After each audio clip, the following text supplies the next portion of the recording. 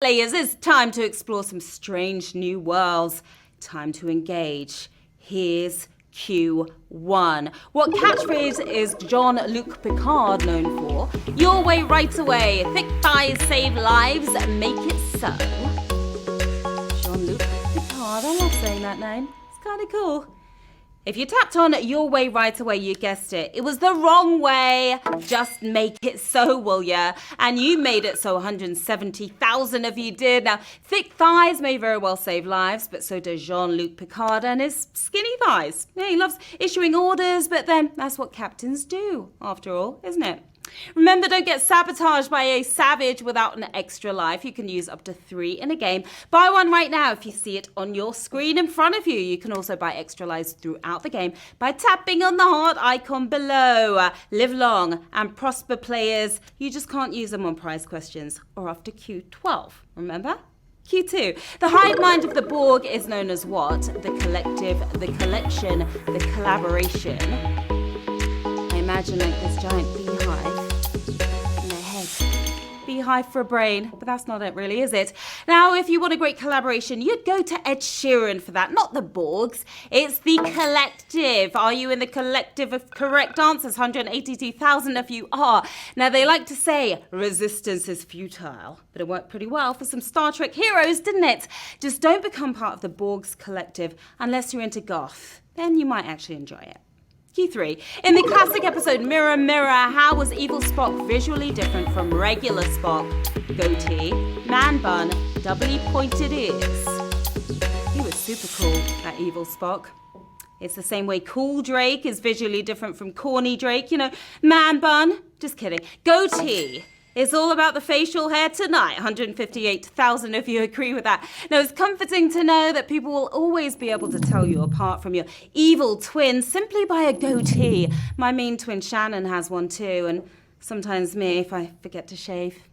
Q4. A maneuver involving a short jump at warp speed is named what? Archer maneuver, Picard maneuver, Janeway maneuver. Some of these in the gym earlier today. I wish. If you try this on Earth, it's named impossible, but up there in outer space, Picard maneuver, that's what it's called. You are maneuvering your way forward, 107,000 of you are. If you've always wished you had that evil twin that we talked about, you can try this maneuver, because for a moment it looks like there are 2 of you. Goatee not included though, unfortunately. Q5. What Voyager character physically merged with another in a transporter mishap? Chakotay, Neelix, Tom Paris. Oops, something went wrong with the transporter, my bad. A transporter incident split Kirk into 2. So it was only a matter of time before 2 officers became one as Neelix. You're kneeling for that one. 132,000 of you true Star Trek fans right now. The combo special happened when Tuvix was created from a fusion of Tuvok and Neelix, but could be worse, right? Remember Bennifer? Yeah, it was pretty bad. Q6. How do male Starfleet officers typically wear their sideburns rounded, squared, pointed? Here's how they should wear them. Shaven. Shaven off. 70s hipsters opt for square, massive sideburns, but Starfleet officers prefer theirs groomed and pointed. You're pointing in the right direction, 120,000 of you. Well done. Space age fashion trends can vary by century, but one classic lunar look that's here to stay, those neat, pointy sideburns. Oh yes, Q7. What next generation role was not played by the longtime wife of Gene Roddenberry? Luxana Troy, Dr. Pulaski, ship's computer. If you don't know Gene, you shouldn't be playing this game. If you went for ship's computer, you're in deep ship right now. It's Dr. Pulaski. Yes, it is. And you're moving on to not just the next generation, but the next round. 93,000 if you are. That was kind of a brutal question. The late, great Majel Barrett Roddenberry had tons of reasons to appear at Star Trek conventions. Being married to Gene for 20 years, she snagged 10 different roles, but Pulaski was not one.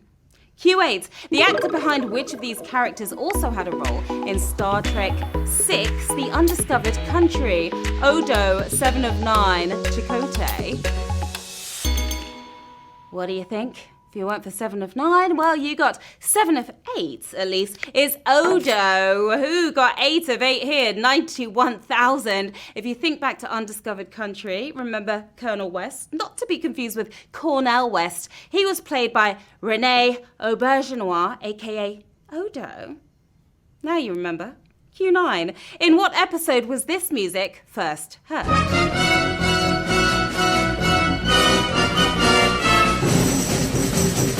Operation Annihilate, Amok Time, Bread and Circuses.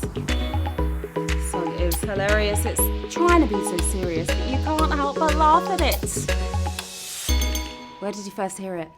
It would work perfectly at the circus, let's face it, but it was first heard in Amok Time. You're running amok, 103,000 of you hold on tightly. Gerald Fried is still going strong at age 91, half a century after composing a piece that's been quoted and parodied for years, but yep, it was first heard in the season 2 opener.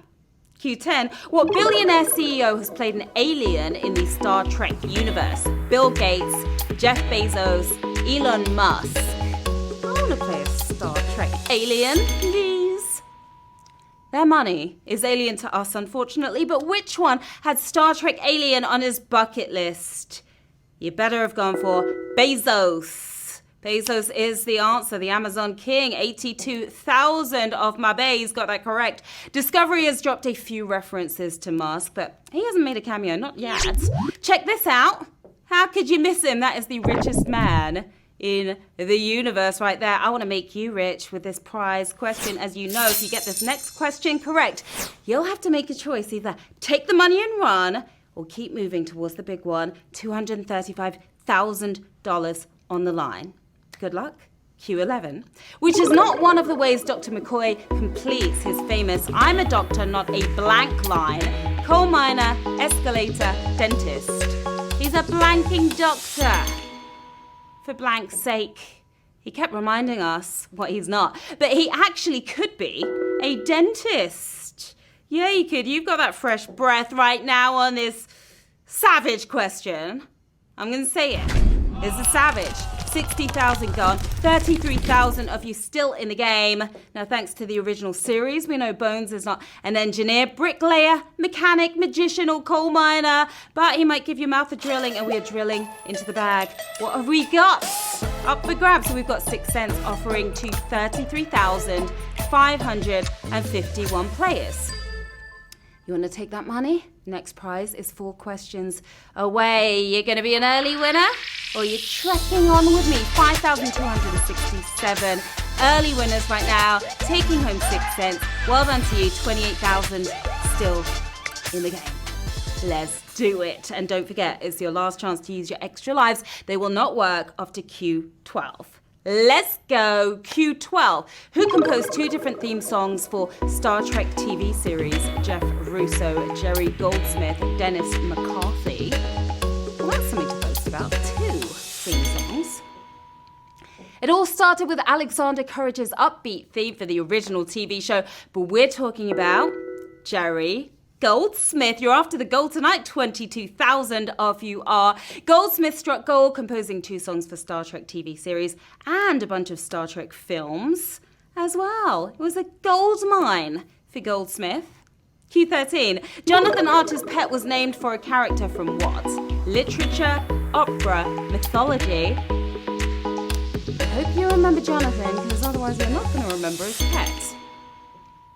If you went for opera, you are no longer hitting those high notes. Literature. Did you read that well? 14,000 of you did. Enterprise is the show with the earliest setting. Captain Archer is actually kind of a normal guy. His trusty sidekick is a beagle named Porthos, straight out of the 3 Musketeers. One for all for one. Q14. A popular game at Quarks is spelled almost exactly the same way as the name of the actress behind what character? Ro Laren, Amanda Rogers, Leah Brahms. Gotta be a true fan to know this. If you took a gamble on Amanda Rogers, it paid off. Roger that. Oh, that was a brutal one, wasn't it? 4,000 of you got that correct. The two big games to waste your gold press latinum on are Tongo and Darbo. Add an apostrophe and you get Olivia Darbo, who played exceptional intern Amanda in The Next Generation. And the next question is a prize question and it's coming your way. Q15, which of these Star Trek series features an episode mainly set at the furthest time in the future? Enterprise, The Next Generation, Discovery, all the way forward to the future. I hope you enterprising players discovered it was Discovery.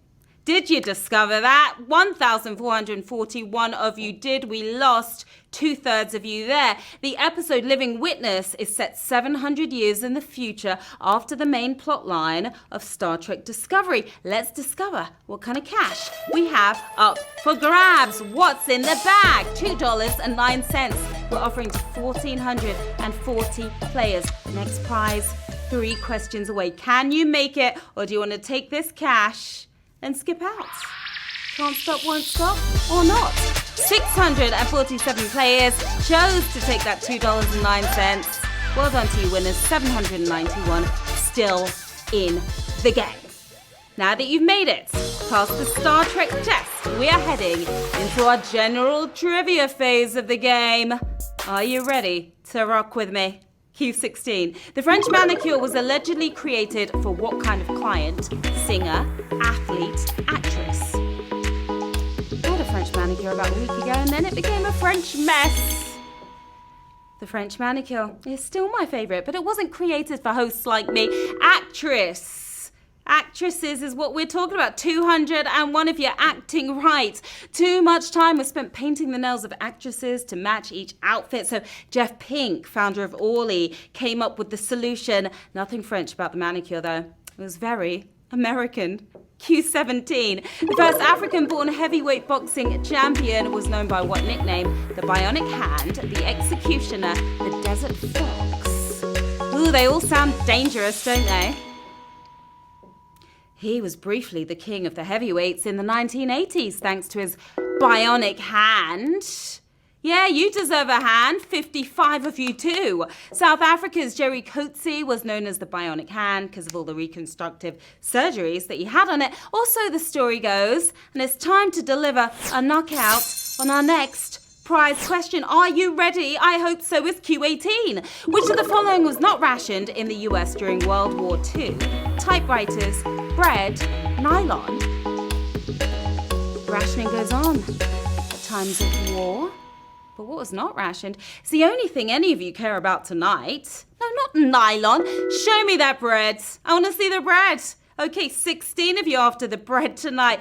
During World War II, if you wanted a typewriter, you'd have to prove you need it. You'd have no chance of getting nylon. But here's that bread we were talking about. We are offering $125 right now to 16 players. The next prize, 3 questions away. That's a lot of cash. $125. Who's up for it? Who's going to stay with me? 14 players chose to take the 125. And none of you are playing. None of you. Okay. All right. So you are the winners. Good choice right there. $125 to 14 players. Nobody left in the game. Nobody wanted to head over to Q21. All right. But well done to you. That's a good amount of cash. Who do we have? We've got Matteo Diu. We've got Big Aid 9. Paj Nection and a few other people there as well. Awesome HQTs. You made it so. That was so cool. We had a bunch of winners at different levels. A whole bunch of Latinum bars were bagged. You came, you played, you slayed. I'm Sharon Carpenter. Here's where you can find me on the socials. Stop by, say hi. Don't be shy. Okay, the fun is not over yet. We've got HQ Words up next, happening at 9:30 p.m. So keep your phones really, really close. I will be back tomorrow. Can't wait. See you then, my lovelies. Bye.